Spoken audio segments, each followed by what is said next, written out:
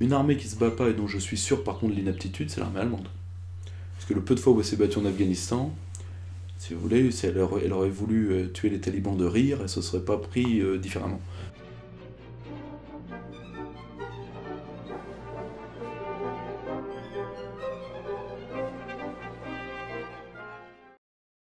Fidèles du Bréviaire ou patriotes de passage, je tenais simplement à vous informer du lancement du Cercle des Patriotes éclairés, une communauté créée autour du Bréviaire des Patriotes. Pour une cotisation de seulement 9 € par an, vous pourrez créer votre compte sur le site et ainsi avoir accès au Forum des Patriotes éclairés, qui est déjà très actif, mais aussi à des rencontres entre adhérents et bien d'autres avantages, comme par exemple la possibilité de soumettre vos questions à Pierre-Yves Rougeron pour cet entretien mensuel. À la fin de cet entretien, une question bonus a été posée à notre intervenant et celle-ci sera visible uniquement aux Patriotes éclairés chaque mois. Pour avoir plus d'informations sur notre offre et surtout intégrer une communauté patriote soudée autour de valeurs communes, rendez-vous sur le site ou directement sur le lien cliquable qui s'affiche à l'écran. Il ne me reste plus qu'à vous souhaiter un bon visionnage. À bientôt, je l'espère, sur le Bréviaire des Patriotes.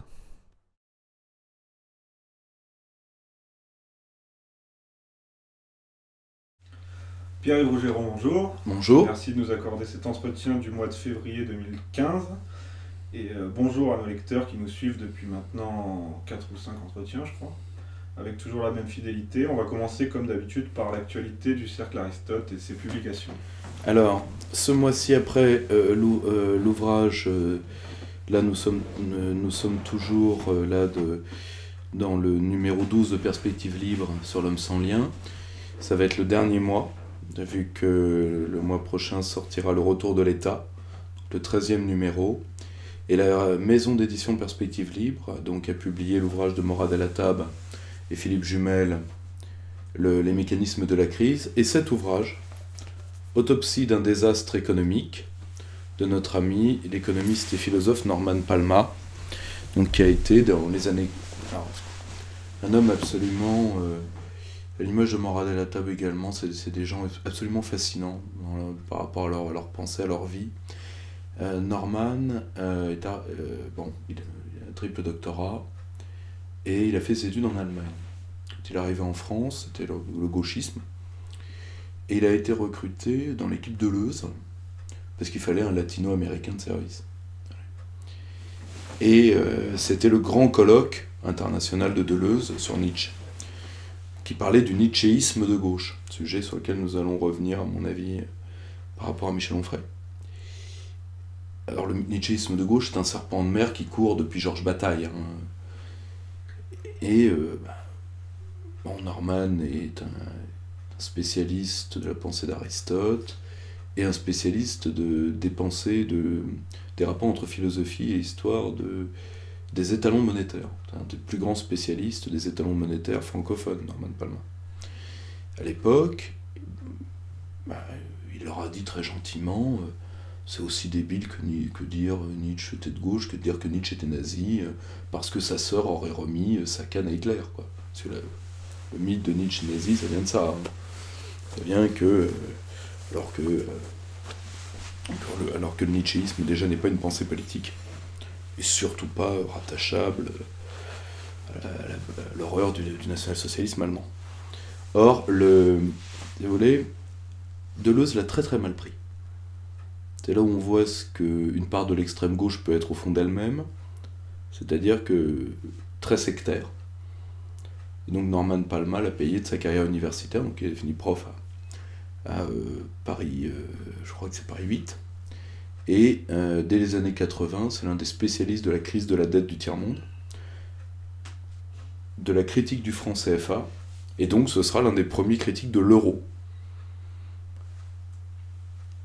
Critique de l'euro, critique du franc CFA, critique de la dette, plus s'être opposé à la dernière vague dure de la pensée de la déconstruction, donc Derrida surtout, et Deleuze, qui est avant tout un penseur qui a été retourné par le libéralisme sans s'en rendre compte, vous imaginez bien que ça lui a pas fait que des amis. Et donc nous publions l'œuvre de Norman. Après, pourquoi Marx a-t-il échoué? Nous publions donc celui-là, Autopsie d'un désastre économique, qui est une introduction à la pensée, aux théories de Norman sur la crise, et particulièrement à sa critique de l'euro. Il critique l'euro pour la même raison qu'il critique le franc CFA. C'est le système des monnaies uniques. Et bon, lui fait partie de ceux qui mettent l'accent avant tout sur la réforme du système monétaire international.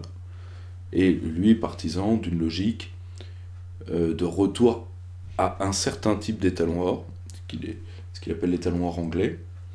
Mais je laisse nos lecteurs se familiariser avec cette œuvre qui est l'équivalent, peut-être d'ailleurs en plus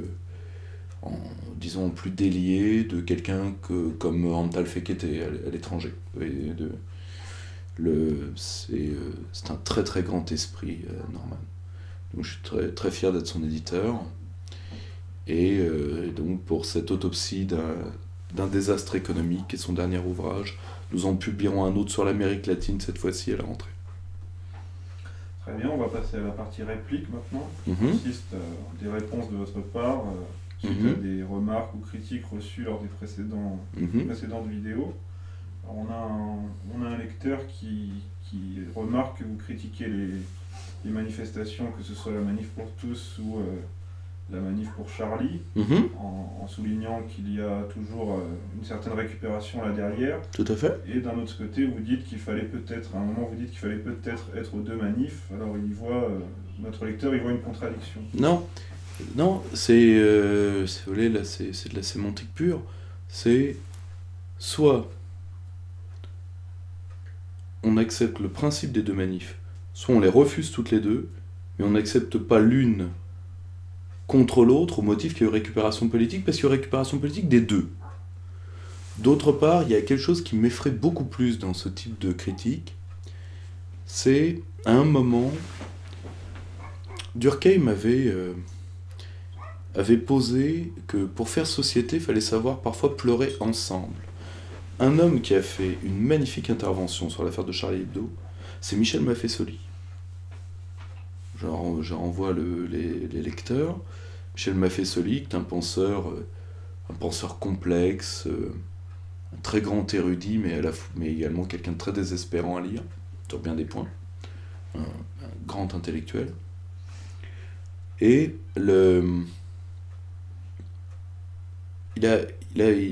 il a traité ça sous cet angle durkheimien de pouvoir pleurer ensemble. Alors, à un moment, je remarque que des gens qui se plaignent de la froideur de la société ne supportent pas les émotions collectives, quelles qu'elles soient, du fait que quelqu'un en profite. Or, quelqu'un en profite toujours. Toujours. Les Républicains, l'une des plus grandes manifestations de l'histoire de France, c'était derrière le cercueil de Victor Hugo. Vous croyez que les Républicains n'en ont pas profité? Pour un homme qui d'ailleurs n'était pas là dès l'heure, pendant toute une partie de sa vie. Je rappelle qu'il a débuté monarchiste, Victor Hugo. Vous voulez, dès qu'il y a une émotion collective, il y a quelqu'un pour en... C'est pour ça d'ailleurs que le pouvoir gère les émotions collectives. Vous croyez que l'Église et que le roi organisaient la fête des fous pour rien? Juste pour que le peuple puisse s'amuser? C'était une catharsis sociale. Or, il ne faut pas refuser les émotions dont un corps politique a besoin sous prétexte qu'elles sont utilisées. Elles le sont toujours. Ou alors, on est dans le mythe, moi je ne serai jamais manipulé, je vais rester tout seul derrière mon Facebook avec un super pseudo, comme ça personne ne saura que c'est moi, et moi personne ne me manipulera. Parano, dépressif, malheureux. Le grand problème, c'est il ne faut pas juger les émotions collectives des autres parce qu'on ne les partage pas. Moi, pour ma part, je suis content que... Parce qu'un corps politique qui bouge plus, c'est un corps mort. Moi, je suis content que les Français puissent encore descendre dans la rue. À un certain nombre, quelle que soit la raison. Je préfère encore ça. Parce que sinon, ils seront ce que sont la plupart des peuples dits européens. Ils seront morts. Voilà, c'est tout. Donc si vous voulez, moi pour ma part, moi je suis allé à la Manif pour tous, la dernière, et je serais allé premièrement si j'avais pu matériellement, j'étais très loin de Paris à ce moment-là, et aussi parce que, M. Valls est allé un peu loin. Mais, comme l'a très bien dit un homme exceptionnellement brillant, qui est Claude Rocher, sur le site Boulevard Voltaire, je ne suis pas allé à la manif et j'ai eu tort. À mes propres yeux, j'ai eu tort. Si j'avais été à Paris ce jour-là, ce que je ne pouvais pas pour des raisons personnelles, je ne serais certainement pas allé, j'aurais eu tort. Voilà, c'est tout ce que je dis. Ensuite, de la part du Parti Socialiste, il faut bien comprendre qu'il y a plus que de la récupération. Philippe Muret est un auteur quand même que la plupart des internautes qui regardent ce type de vidéo devraient respecter. Dans les racines occultes du socialisme français, je dis bien occultes, c'est des gens qui au XIXe siècle faisaient tourner les guéridons, Victor Hugo, les époux Curie, etc. Il y a des rituels de conjuration. C'est-à-dire, pour une raison qui est très simple, que Marx avait vu, génialement, le premier. Le socialisme français est imbibé de christianisme par tous les pores de la peau. Donc, quand le PS va mal, ils font quoi? Une procession. Gauche des curés. Bien là, ils ont fait une procession. Dès que le PS va mal, on fait une procession. Bon. Enfin, un rituel de conjuration. 3 pater, 2 ave, un concert pour SOS Racisme. Bon. Bien. La seule chose, c'est, une fois que vous le savez, une fois que vous savez ça, vous êtes déjà libre. Ça ne sert à rien de refuser de participer au corps social. Sinon, après, ou alors, il faut être cohérent avec soi-même. Vous ne dites plus que la société est individualiste, pourrie, etc., que les gens n'ont plus rien à foutre, parce que vous en faites partie. C'est tout. Moi, tout ce que je demande aux gens, c'est de la cohérence. C'est tout. Moi, j'essaye de mettre mes actes en accord avec ce que je pense et ce que je dis, c'est tout. Après, ils font ce qu'ils veulent. Moi, je juge pas les comportements individuels. Mais je demande aux autres, pour continuer à faire société, de ne pas juger tout le monde et de ne pas juger une masse de 4 millions de gens. C'est tout ce que je demande. Ça, c'est des raisonnements de guerre civile. C'est tout ce que je dis. Justement, on va rester sur les manifs. On a un autre lecteur qui se demande, parce que vous aviez révélé que de l'argent américain était derrière la manif pour tous, et on a ce lecteur qui... Désolé, moi j'ai été un des premiers à le savoir, mais aujourd'hui, c'est de notoriété quasiment publique. C'est un secret de polichinelle. Justement, cette personne se demande où est le problème que de l'argent étranger soit utilisé pour la défense de la famille. Là encore, même chose. Double standard, double discours. Moi, ce que je vois... Moi, ils auraient utilisé cet argent-là et auraient tenu un discours de souveraineté, qui est le seul discours qui vaille. Parce que de toute façon, je vais vous le dire, on va prendre à Paris, hein, vous et moi. Imaginons que la GPA-PMA ne passe pas jusqu'à la fin du quinquennat Hollande. C'est la Cour de justice de l'Union qui le fera passer. Au nom de ou la Cour européenne des droits de l'homme. Au nom de la discrimination, de ce que vous voulez. Mais ça passera.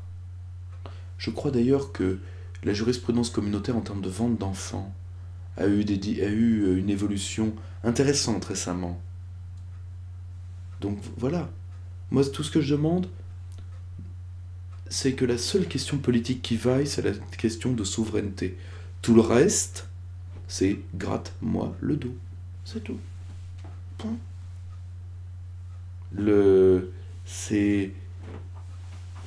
Ça ne vaut rien. Je n'ai rien contre. Je dis juste qu'en même temps que de recevoir de l'argent de l'étranger, ils ont calibré un discours qui était la haine de la gauche. C'est ce qui n'apporte rien. Ce qui n'apporte rien. Et le grand problème, c'est une manif qui a évité consciencieusement la notion de souveraineté. Sauf, Et c'est pour ça que ces milieux-là n'ont pas à s'attaquer au travail de mes équipes. Parce que les jeunes intellectuels sont sortis de la manif pour tous, pour la plupart, le seul endroit où ils ont été reçus à Paris après, c'est chez moi. Et il y a des jeunes gens très brillants, je pense à Gauthier Bèze, par exemple, eux, ils sont en train de s'accaparer cette notion de souveraineté. Ça, c'est très bien. Parce que dans les milieux catholiques, parce que ce sont majoritairement des milieux catholiques qui ont fait la manif pour tous, eh bien, au moins, ça leur fait redécouvrir une notion qu'ils avaient lourdement oubliée. Parce que et c'est pour ça que moi je les critique. Ils font pas les raisonnements jusqu'au bout, c'est tout. Ils pensent que la manif pour tous c'est la suite de 1789. Arrêtez. Arrêtez. Faut vous sachiez ce que vous voulez. Vos historiens, Xavier Martin, c'est catholique ultramontain. On est d'accord. Ils accusent Robespierre d'être l'incarnation du mal et que la révolution, c'est la révolution des mâles qui a viré les femmes de la place publique alors qu'elles le tenaient sous la monarchie. Ce qui est vrai. Mais on ne peut pas être à la fois ça et les pères du gender. Alors, accordez vos violons sur ce que vous reprochez à la révolution. Prenez la Suède et toute la Scandinavie. Ils n'ont pas connu Robespierre. Hein. Olaf Robespierre-Stein, ça n'a jamais existé, ça. Hein. Ils n'ont pas connu ça. Et aujourd'hui, c'est eux qui sont les fers de lance du gender, du care, de toutes ces saloperies. Donc, et eux, vous ne pouvez pas raccorder ça au jacobinisme français. D'un point de vue intellectuel et d'histoire des idées, ça ne tient pas. Donc, moi, tout ce que je demande, même si vous utilisez des moyens étrangers, ça c'est pas... Si vous voulez, à un moment, on fait ce qu'on peut dans la guerre, idéologique et politique. Par contre, on est cohérent. Par exemple, on ne s'attaque pas, quand on a réussi à faire l'organisation admirable, qui a été la cheville ouvrière des manifs pour tous, on ne s'attaque pas à Hérault, qui est pour rien, qui était déjà en surcapacité intellectuelle à la mairie de Nantes, pauvre homme. Qui d'ailleurs, après être passé Premier ministre, est parti en vacances, a posté des photos de son camping-car, qui ont fait rire tout le monde. Pauvre homme.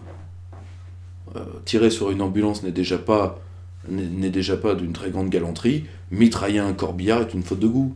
Donc, point barre, tout ce que je dis. Utilisez les moyens que vous voulez, mais ne vous trompez pas d'ennemis. Et je remarque que ceux qui ont utilisé cet argent américain, ce que je ne leur reproche pas, à une condition, c'est qu'il n'y ait pas eu commission et rétro-commission. Comme on est dans le vocabulaire religieux. Partons en mission et en rétro-commission. On est d'accord ? Tout ce que je leur demande, c'est de ne pas après s'attaquer à une figure. Ils le font plus, mais ils l'ont fait pendant des années. Que, par exemple, à Robert Ménard, alors que Robert Ménard, quand il utilisait l'agent de la CIA à Reporters sans frontières, il était le premier à le reconnaître. Et entre nous soit dit, si je demande aux gens de l'honnêteté, moi si vous voulez, Mediapart m'a attaqué sur le soutien à la Russie. Moi les Russes, et ça, j'ai les archives comptables de mon association à disposition, mais ils nous ont jamais même payé un café. Quand on a fait des événements tous publics pour recevoir des intellectuels. Bon, si vous voulez, j'en veux pas du tout aux gens de travailler avec l'étranger. Ça fait partie de l'activité politique normale. Mais de ne pas tomber sous influence. Moi, j'estime que je ne suis pas du tout sous influence de qui que ce soit, pour une raison qui est simple, c'est que si j'essaye qu'il y ait une information et une formation pour les jeunes gens plus à même de comprendre la Russie, c'est uniquement parce que c'est l'intérêt supérieur de la France. Mon affection personnelle pour la Russie n'est pas un sujet. Donc une dernière remarque par rapport à la virulence de votre propos sur la presse d'extrême droite et en opposition. une certaine tolérance envers Charlie Hebdo qui a été remarquée par un lecteur. Là encore, je reviens à Durkheim. À un moment, nous avons besoin de pleurer sur des gens, quels que soient ces gens. Charb est certainement plus grand par ce qui lui est arrivé que par ce qu'il était. Peut-être. Même si, à titre personnel, moi j'ai été assez touché par Jean Bougrain. Parce que bon, on souhaite ça à personne. La guerre idéologique doit avoir des limites. Or, moi si vous voulez, la seule chose c'est que Charb, on peut lui reprocher des tas de trucs. Mais il a jamais menti. Il s'est dit irresponsable, il l'était. Il s'est dit gauchiste, il l'était. Il a nommé les ennemis qui voulaient emmerder, donc le pape, Marine Le Pen, tout ça. Il a jamais menti. Moi, quand je lis certains hommes qui aujourd'hui se mettent au nom de la lutte contre le communisme, dans le camp de l'Ukraine démocratique, bah tiens, et donc dans le camp des ennemis de la France. Et je vais vous le dire tout de suite, hein, c'est les écrits sur la Russie de présent. Ben, je pense que ces gens-là mentent. Et si je les critique tellement, c'est parce qu'ils mentent. C'est tout. Charb, il n'a jamais dit qu'il servait les intérêts de la France. Charb a dit qu'il était de telle tendance idéologique et qu'il avait tel but. Sur ces points-là, déjà, c'est aux siens de l'évaluer. Moi, je ne suis pas des siens. Donc, j'ai pas à le critiquer en disant que c'est un mauvais gauchiste. J'en ai aucune légitimité. Par contre, j'aimerais certainement qu'il y ait beaucoup moins de gens qui se disent patriotes. Parce qu'ils font du mal à leur propre cause. Et comme cette cause, c'est la mienne, je me permets juste de le dire. C'est tout. On va passer à la partie nationale maintenant avec une question de Johan qui a eu lieu sur notre forum, je le rappelle, le forum des Patriotes éclairés. Je donnerai plus d'informations à la fin de la vidéo. Donc une question de Johan, que pensez-vous de l'annonce faite par François Hollande qui a dévoilé publiquement la composition de notre arsenal nucléaire? Alors, j'ai été pas mal critiqué par des amis à moi qui sont spécialistes des questions militaires pour un post sur les réseaux sociaux assez virulent, je veux bien le reconnaître. J'ai dit qu'il n'y avait pas de limite au fait que François Hollande abaisse sa fonction à sa personne. Il est évident que ces chiffres étaient connus des spécialistes, et certainement connus de la plupart des puissances étrangères. Donc il n'a pas révélé de secret d'État. Moi, si vous voulez, ce que je n'aime pas dans sa manière de le faire, c'est la légèreté avec laquelle il parle de ce sujet-là. On parle du feu nucléaire, c'est-à-dire de l'ultima ratio, du dernier argument, de ce qui fait la défense à son caractère suprême du territoire de la France. Ce qui fait qu'une partie non négligeable de nos ennemis y réfléchiront toujours à deux fois. On n'est pas dans ces affaires d'actrice, ce qui nous a permis de savoir que Marion Cotillard était spécialiste du réchauffement climatique, ça me fait une belle jambe. Si vous voulez, il n'est pas avec son casque en train d'aller draguer. Et j'aimerais qu'il sorte, avant tout, parce que j'aime la fonction de chef des armées, de chef de l'État. J'aimerais que quand il parle de sujets régaliens, qu'il se sorte de la tête qu'il est premier secrétaire du Parti Socialiste. Parce que ça, c'est une réaction de premier secrétaire du Parti Socialiste. C'est tout. C'est même pas contre lui. Sarkozy aurait été capable de ça. Parce que Sarkozy a toujours voulu réduire la France à ses propres dimensions. Ces dimensions n'étant pas des plus élevées, ça nous a lourdement abaissés. Or, le grand problème, c'est ça. On ne parle pas, entre la poire et le fromage, du programme atomique de la France. Revenons sur ce programme atomique 2 minutes. Premièrement, si on veut parler des problèmes de l'arme nucléaire française, il faut en parler, à mon avis, de 3 manières. Premièrement, en termes de doctrine. La doctrine de la France était une doctrine de dissuasion tous azimuts, sous le général de Gaulle. Aujourd'hui, grâce à Chirac, un homme dont on ne dira jamais assez de mal, nous avons une doctrine qui est l'équivalent de la doctrine américaine de représailles ciblées, qui est une doctrine qui n'est plus tous azimuts. Tous azimuts, ça veut dire que si vous attaquez la France, votre territoire sera rasé. Alors là, on fait de la défense atomique humaniste. Merci Chirac. On aurait dû lui donner une opération humanitaire en plus des pièges jaunes. Ça lui aurait permis d'éviter, parce qu'on dit que la France a perdu 10 ans sous Chirac. C'est vrai, mais pas surtout.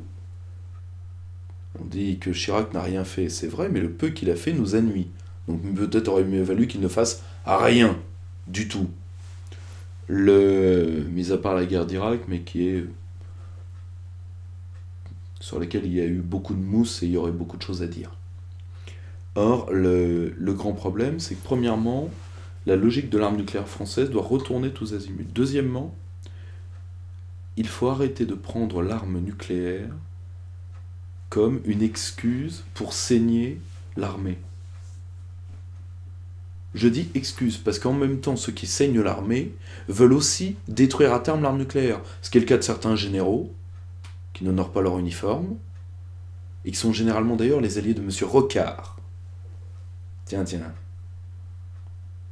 L'oiseau de mauvais augure, qui lui aussi nuira jusqu'à la fin. Je croyais que d'ailleurs il était appelé à des fonctions importantes en tant qu'ambassadeur pingouin. Oui, parce qu'il est représentant, je crois, pour l'Antarctique. Donc il est ambassadeur pingouin. On est bien d'accord. Je croyais qu'il y avait déjà le temps de transport est loin. Vous êtes dans une mission là-bas, le courrier met 3 mois à arriver. Donc je croyais qu'il avait d'autres choses à faire, hein, rien que le temps d'aller-retour. Mais non. Et toute cette clique-là veut liquider l'arme nucléaire à terme, pour des considérations humanistes sans aucune intelligence, car je rappelle que l'arme atomique est une arme de non-emploi. C'est une arme qui, on me dit, oui, mais t'imagines, elle pourrait tomber entre les mains d'une secte, de terroristes, de machin. L'antiterrorisme, c'est fou ce que ça rend con. Faut quand même, ça fait déjà toujours une victime, le terrorisme. C'est l'intelligence politique. Une arme nucléaire, c'est très dur à utiliser. Ça mérite de grosses capacités techniques. Vous devez avoir des vecteurs en plus. Et moi, je veux que la France, après l'affaire de doctrine, l'affaire de moyens, garde la maîtrise de son arme et de ses vecteurs. Pourquoi je dis de l'arme et des vecteurs? Pour 2 raisons. Premièrement, la France est dans l'OTAN. Merci Sarko. Et dans l'OTAN, il y a un conseil atomique. Et l'autonomie de la force de frappe de la France arrivera à terme sur la table. Mutualisons l'arme atomique, comme les Boches nous le demandent d'ailleurs. Pire que ça, il y a combien, pour vous, il y a combien de puissances nucléaires en Europe? Pour vous? Dites-moi. 2. Non, 1. La France et le Royaume-Uni. L'Angleterre est une puissance nucléaire virtuelle. Virtuelle, pourquoi? Justement, si François Hollande était un vrai président, il prendrait l'arme atomique sur cet angle-là. Je vais vous parler d'un homme qui était M. Ben, B-E-2-N, qui était parlementaire britannique et qui était Farage avant Farage, si vous voulez, mais du côté travailliste dur. C'était certainement le plus grand orateur de la Chambre des communes contre Tony Blair.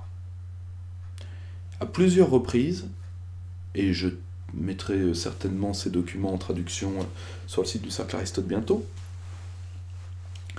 il a levé face à Tony Blair et à ses ministres de la Défense la question de l'arme britannique. Il n'a jamais obtenu de réponse.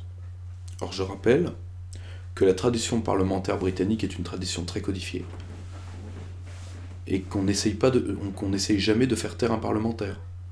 Rappelez-vous que la révolte de Cromwell commence comme ça. Lord Protector Cromwell. Et que chaque banc à la Chambre des communes est séparé d'une distance qui est mesurée et qui est traditionnelle, qui est la distance de 2 lames d'épée tendues, pour éviter des débats trop virils. Donc si vous voulez, c'est la plus grande tradition parlementaire au monde. M. Benn n'obtenait jamais de réponse. Pourquoi? Parce que les codes de l'arme britannique sont certainement dans la main du président des États-Unis, premièrement. Et deuxièmement, et ça je le tiens du général Henri Paris, conseiller aux affaires militaires de Jean-Pierre Chevènement, ancien patron de la légendaire 2e DB, 2e division blindée. L'Angleterre renvoie ses vecteurs, donc ses missiles, aux États-Unis pour service après-vente, si vous voulez, pour check-up, tous les 7 ans. Elle les renvoie par tiers. Ce qui veut dire que elle n'a pas le droit, ce qui veut dire une chose simple. Les Anglais n'ont pas le droit d'ouvrir leurs propres vecteurs. Ils n'ont pas le droit d'ouvrir leurs missiles. Et surtout, ils ne savent pas ce qu'il y a dedans. Parce que si vous n'avez pas le droit d'ouvrir, qui vous dit quel est l'état réel du matériel une fois réassemblé? Donc moi, je ne veux pas que la France soit une puissance nucléaire virtuelle. Et donc... Ce qui pourrait nous arriver avec l'OTAN. Avec l'OTAN et avec la mutualisation par l'Union européenne. L'Union européenne et l'OTAN, si vous voulez, sont les 2 faces d'une même pièce, même si le pire du pire n'est peut-être pas l'OTAN parmi les 2. Et le dernier point de l'arme nucléaire, c'est que cette arme, nous l'avons en nombre suffisant, mais que cette arme ne doit pas être une paralysie intellectuelle pour nous. Aujourd'hui, il y a des tas de choses qu'on a, tout le monde voulait, de la contre-insurrection, de tout ça, en termes de doctrine militaire. Et on se rend compte, face à nos derniers ennemis, entre autres Daesh, qu'une partie de ce que nous pensions, et par exemple qu'un grand mythe militaire du XXe siècle, qui est la maîtrise du ciel, est en train de s'effondrer. La maîtrise du ciel ne suffit pas. Donc, il ne faut pas statifier nos doctrines. Et il ne faut pas prendre l'arme nucléaire pour ça, mais c'est pas propre à l'arme nucléaire. Quand vous avez une arme supérieure à toutes les autres, vous avez la tentation de moins réfléchir. Le tout, c'est de ne jamais arrêter de réfléchir. C'est de renoncer définitivement à l'esprit d'orthodoxie. Alors attention, chez Jean Grenier, le philosophe, l'esprit d'orthodoxie, c'est l'esprit idéologique. C'est le fait d'enfermer le monde en boîte. Ça n'a rien à voir avec l'immense religion qu'est l'orthodoxie. Et c'est un ouvrage qui date des années 50, je crois, réflexion, qui est sur l'esprit d'orthodoxie, devrait revenir qu'on devrait lire plus souvent. Donc si vous voulez, François Hollande lui demande la transparence. C'est quoi la transparence atomique? Imbécile. En plus, c'est idiot. C'est idiot. Et en plus, on me dit oui, mais c'est bien parce que les mecs de Daesh, ils vont réfléchir. Les mecs de Daesh sont un groupe terroriste qui s'est établi sur un état tiers qu'est l'Irak. Donc déjà, ils ne sont pas atomisables, parce que l'Irak n'est pas en guerre avec nous. Donc on ne va pas atomiser un état tiers pour liquider ses parasites. Ouais. Et deuxièmement, si ces hommes-là sont ce qu'ils prétendent être détruits par le feu nucléaire n'a pas à les effrayer tant que ça.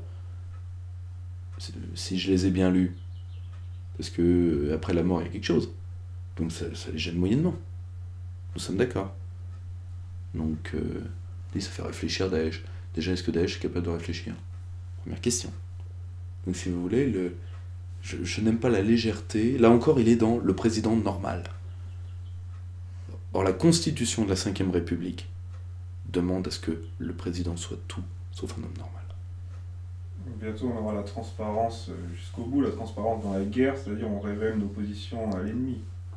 Et puis surtout, l'idéologie de la transparence est quelque chose d'extrêmement dangereux. Les gens ne veulent pas de la transparence. Ils veulent l'effectivité de la décision publique. Ça, c'est la gouvernance qui demande la transparence dans les choses, c'est-à-dire que ça ne marche pas, Si vous voulez, l'État devient une machine qui ne marche pas, mais qui est une espèce de gigantesque bocal où vous pouvez voir pourquoi les petits poissons, à un moment, nagent dedans et se bloquent et ça marche pas. Mais les gens vous demandent pas ça. Le peuple vous demande pas ça. Le peuple demande que dans ces conditions de vie objectives, que vos décisions aient une marque. Il demande de voir par son ressenti que vous faites quelque chose. Les Français sont pas des... Si vous voulez, premièrement, l'idéologie de la transparence, c'est puritain, déjà. Les Français, ils demandent pas ça. Ils demandent l'effectivité de la décision publique. Ils demandent que quelqu'un fasse... que les politiques fassent leur job. Point barre. Ils demandent pas ça. Et surtout pas sur une matière aussi complexe que l'arme atomique. Arrêtons. Là, le grand souci, c'est que la transparence méconnaît le fait que l'action de l'État a besoin du secret. Nécessairement. Et aujourd'hui, plus que jamais. À cause du bruit ambiant fait par la communication et toutes ces entreprises qu'on dit d'information, mais qui ne sont que des entreprises de com. Si vous voulez, le pouvoir a besoin de ça. Le pouvoir a besoin de deux choses, de secret et de temps. Or, la communication détruit notre rapport au secret, notre rapport au temps. Le problème, c'est que face à certaines puissances étrangères qui ont un rapport au temps différent, qui ne se laissent pas dominer par la communication et qui ont le culte du secret, eh bien alors vous serez un perdant. C'est tout. Et puis surtout, ça détruit la majesté et la distance dont l'État a besoin pour agir. C'est tout bête, hein. Ça enlève, si vous voulez, il y a besoin d'un aura du pouvoir. Je crois que De Gaulle disait il n'y a pas de grandeur sans éloignement ou quelque chose comme ça. Tout à fait, tout à fait. C'est la distance que l'homme d'État doit avoir. Et si vous voulez, et moi, les bons transparents à tout faire, ils se rendent pas compte que ce qu'ils demandent pour eux, c'est-à-dire ils pensent avoir un droit de regard sur tout, la seule chose c'est que ça va détruire l'action publique. À la fin il ne se passera plus rien. Par contre, les puissances privées, grandes entreprises, mafias, grandes religions, groupes terroristes, ce que vous voulez, ONG d'ailleurs, l'obligation de transparence a obligé certains États à se créer des bras armés comme les ONG. Voilà, à un moment ou à un autre, il faut respecter ce que le minimum dont le pouvoir a besoin pour s'incarner. Sinon, la condition politique en mourra, et après, comme disait Bernanos, tendez les mains à vos chaînes. Faites ce que vous voulez.